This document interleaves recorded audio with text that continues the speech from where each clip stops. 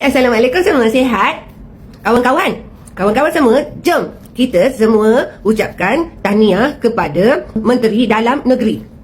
Sebab Kementerian Dalam Negeri kan, daripada dululah, yang lama dulu lah, dah banyak kali dia tukarkan, sampailah yang baru ni Pakcik Pudin lah, yang baru ni yang kena ketuk pun Pakcik Pudin ni lah kan. Sebab Kementerian Dalam Negeri. Jadi kawan-kawan, jom kita ucapkan tahniah kepada Kementerian Dalam Negeri yang sejak lama sehingga sekarang, kerana jabatan ini telah berjaya mengumpulkan dengan cemerlangnya, mengumpulkan mata-mata warga asing di Malaysia sudah melebihi 4 juta. Yeay! Satu kejayaan yang sangat luar biasa. Betul tak kawan-kawan? Yang boleh dicatatkan dalam Guinness Book of Records.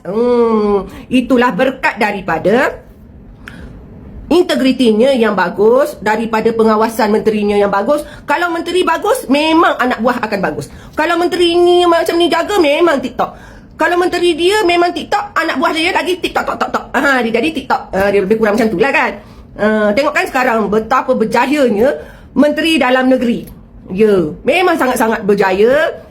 Dia menciptakan satu fenomena yang luar biasa, kejayaan yang luar biasa. Sebab dengan kaki tangannya, anak bawahnya ni dia zero rasuah. Tak ada yang rasuah, tak ada.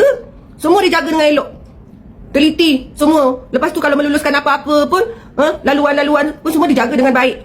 Kan? Semua bagus. Mana ada lorong tikus? Ada. Mana ada lorong tikus? Yang ada lorong babi je sekarang. Lorong tikus tak ada lagi. Yang tinggal lorong babi dekat laut.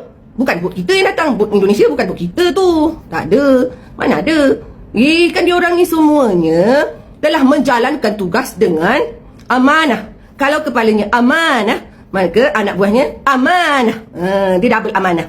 Dia macam itulah. Jadi kalau menjadi ketua, kalau ketua itu, kalau kita tengok lama-lama, dialah yang menjadi parasit yang gembira. Parasit-parasit yang sangat gembira merosakkan kaki tangan di bawah kementerian masing-masing. Itu adalah satu lagi kejayaan. Yeay, beri tepukan. Yeay, tahniah masing-masing. Telah menjaga pintu masuk negara, pintu masuk, pintu keluar dengan sangat baik. Bijaknya menteri-menteri kita ni, ya Allah, ya Tuhanku. Allahu Akbar. Tahniah dengan kejayaan anda dan keuntungan yang besar. Yelah, warga asing ni nanti masuk-masuk tukar dengan biji timah, kan? Itu tak? Kapal nelayan tu dia bukan bawanya ikan. Kapal nelayan tu tak bawa orang, kan bawa biji timah. Ikan beli murah, yang sana seludup ke sini. Bukan. Salah pula dah tercakap pula dah. Sorry lah bro.